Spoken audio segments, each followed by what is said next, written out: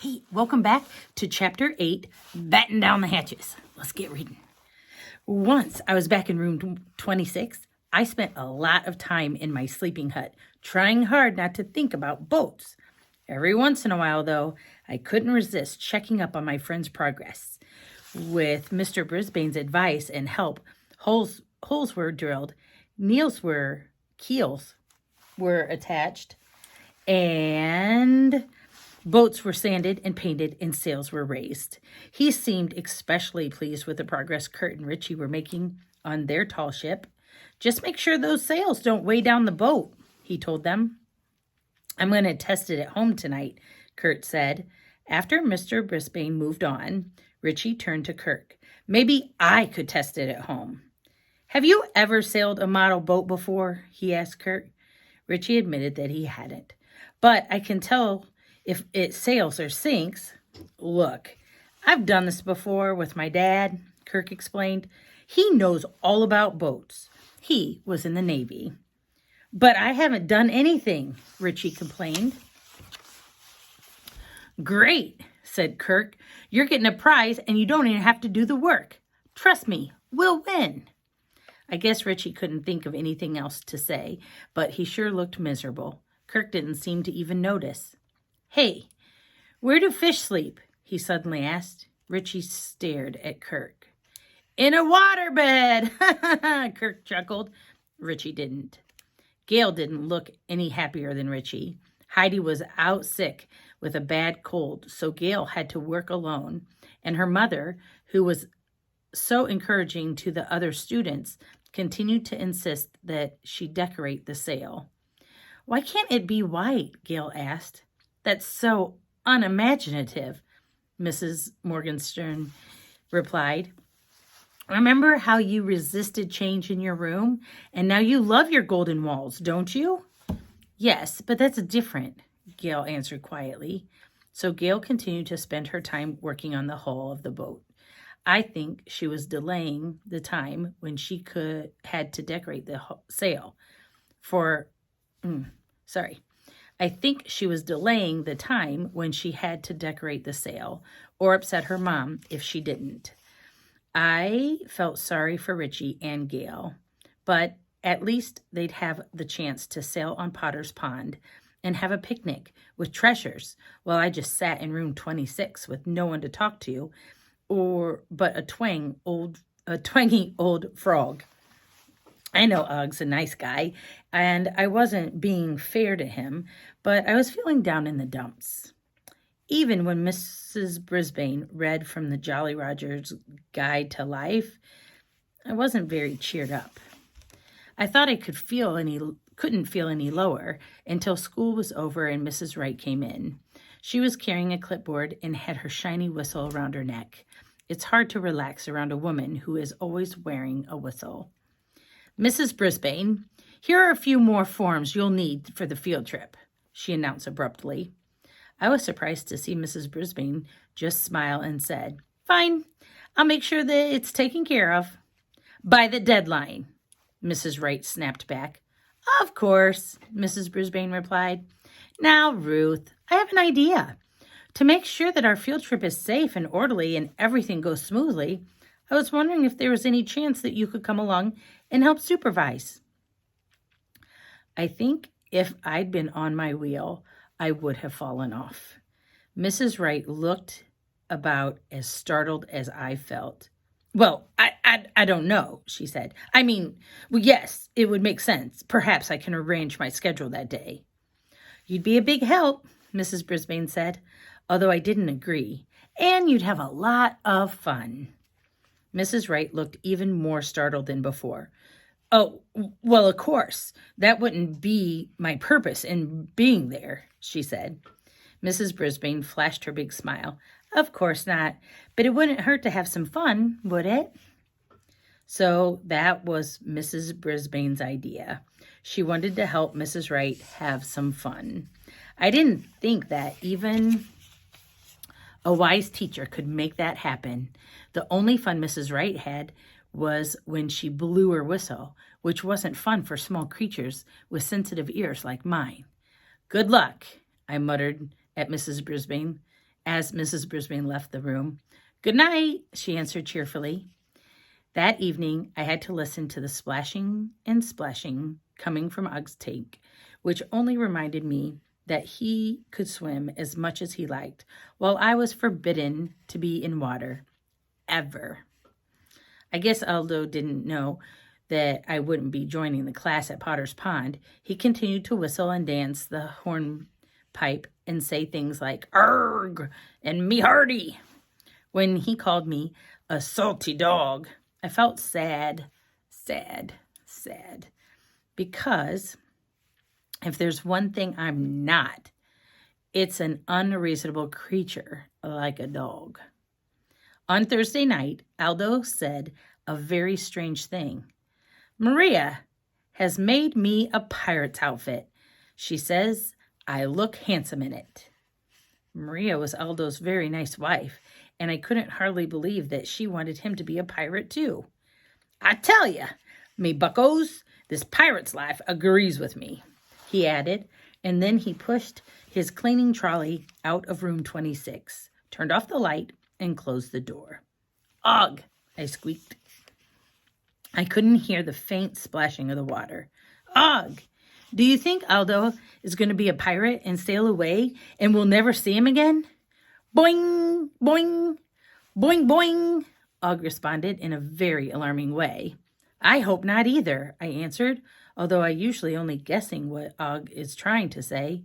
Aldo had left the blinds open so that the streetlight outside lit up room 26 and bathed it in soft glow.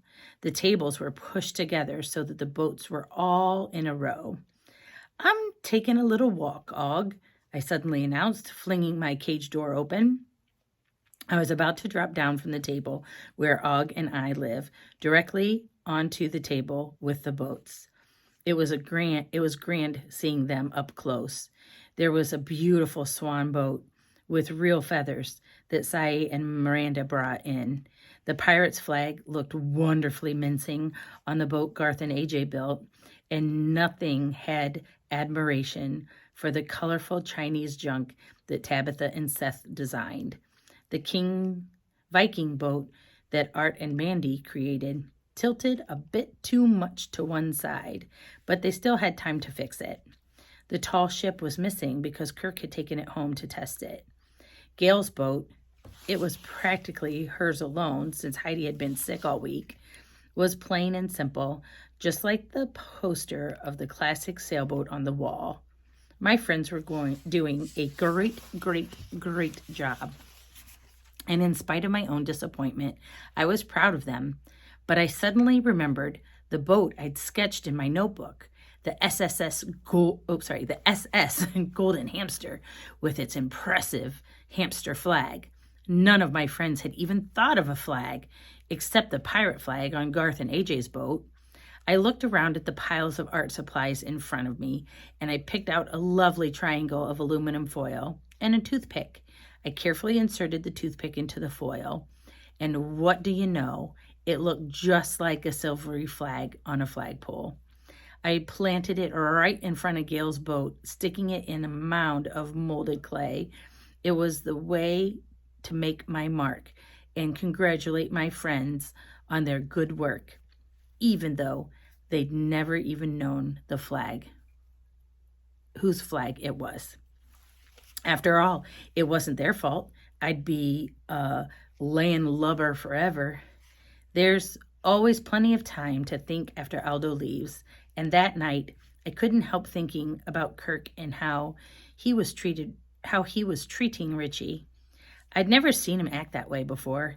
Everybody in room 26 wanted to win the prize for the race, but my other friends weren't acting like Kirk. What had gotten into him? Then I started to think about the weekend I'd spent not long ago at Kirk's house.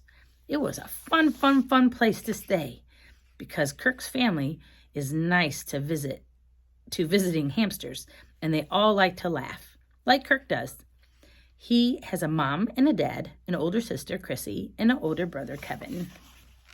Kirk and Kevin shared a room. They'd had matching beds, matching lamps, matching desks. Over each desk was a shelf. On Kirk's shelf, there was a dictionary, a globe, 5 joke books, and a red ribbon tacked to the edge. On Kevin's shelf, there were 3 silver trophies, 4 golden trophies, 4 plaques, and a row of red, blue, and gold ribbons. There must have been at least 10 of them. I didn't pay much attention to the difference between the shelves until Kirk pointed it out on Saturday afternoon. He and I were alone in his room. Kevin was out running track, which according to Kirk is a lot of spinning my wheel, except you run in a circle on the ground. "See all those trophies and ribbons, Humphrey?" Kirk asked me. "Those are Kevin's awards for sports. He's great at all sports. Basketball, soccer, track, swimming. Look at all of them," he said. "Pretty amazing, aren't they?" Yes, I squeaked. I must admit, I was impressed. Kirk pointed to the lone ribbon on his shelf. "That's the only award I ever got for honorable mention in the talent show last year. I did a comic routine. I should have gotten gold." Since I had been around for the talent show and wasn't even sure what it was, I didn't comment. "You should see my sister's room," Kirk continued. "I'd show it to you, but she doesn't let me in there. Anyway, she has 2 shelves of awards for good grades and debate team. That's where people get points for arguing, and drama competitions and speech contests, and I don't know, every time Chrissy opens her mouth, she gets an award." I was still thinking about debating. I don't like arguments one bit, but humans get awards for them? Kirk flopped down on the bed. "Dad always says I'd better get busy if I'm going to fill up my shelf. Then he says he's just kidding, but I'm not sure. It's just, well, I'm good at being funny, but they don't get awards for that. I got an award once for my Halloween costume, but Kirk seemed so upset I didn't think it was a good time to mention it." Suddenly, Kirk sat up. "Hey, Humphrey, did you hear about the scarecrow who got a big award for being outstanding in his field?" "Ha ha ha," he laughed loudly. "Get it? See, scarecrow stands in a field, outstanding in his field." "Ha ha, squeakably funny," I said, although I was exaggerating a little. "I've gotten a million of those," Kirk said. "Did you hear the story about the spaceship? It was out of this world." He chuckled again, and so did I. Kirk jumped up and stood close to my cage. "Here's one for you, Humphrey. What did the hamster say when he broke his leg?" "Quick, call a ambulance." A ambulance? Now that was funny. I hopped on my wheel and showed Kirk the joke made me happy. If I'd had a gold ribbon, I would have given it to him. Like I said, I was quiet in room 26. Og never speaks up, much less tells a joke. "Og, did you hear the one about the boy who wanted a prize so badly he even hurt his best friend's feelings to win it?" I asked my neighbor. Og didn't laugh, but that was okay. The situation wasn't one bit funny, and I didn't have an idea how to make things better between Kirk and Richie. It didn't take long for Gail to notice the flag the next morning. "Hazel, stop." Sorry, she's squeaking. Heidi was back too, and she asked who had made it. When the girls asked around, no one knew anything about it, except me, and nobody asked. When Mrs. Morgenstern came over to check on their progress, she asked Gail how they decide to decorate the sail. "Mom, could I make a flag instead?" she asked. "Fabulous idea," Mrs. Morgenstern replied. "I love it." She seemed pleased, and so did Gail, who went right to work. First, she studied nautical flags in one of Mrs. Brisbane's books. It turns out there's a whole language for flags. Boats raise them to send messages to shore or to other boats. Then Gail designed her own series of flags with brightly colored stripes and patterns. It was happy I'd been able to inspire her again. Mrs. Brisbane helped her string them along the side of the mast. Mrs. Morgenstern loved them. And best of all, Gail did too. It was one fine boat. They were all fine boats, especially after Mrs. Brisbane helped Art and Mandy get their Viking ship to stand up straight. Kirk looked very pleased when Mrs. Brisbane checked out their tall ship. "It floated perfectly last night," Kirk said. "I knew it would." Mrs. Brisbane was full of praise. After he moved on, Kirk turned to Richie and said, "I think we've pretty much got first prize wrapped up." "You've got first prize wrapped up," Richie snapped. "I'm just big nobody." Kirk looked surprised. "Come on, Richie. No one has to know I did all the work. You'll look like a winner." "But I don't feel like one." Richie quickly got up and sharpened about 1,000,000 pencils. After a while, Mrs. Brisbane noticed and went over to talk to him. "Is everything okay?" she asked. "I guess," he answered.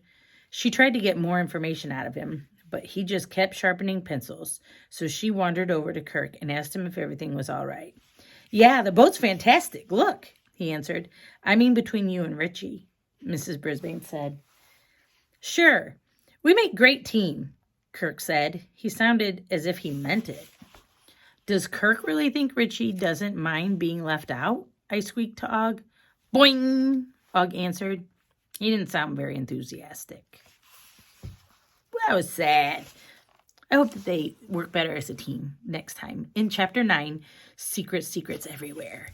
So we'll see you next time for Chapter 9. Bye, guys.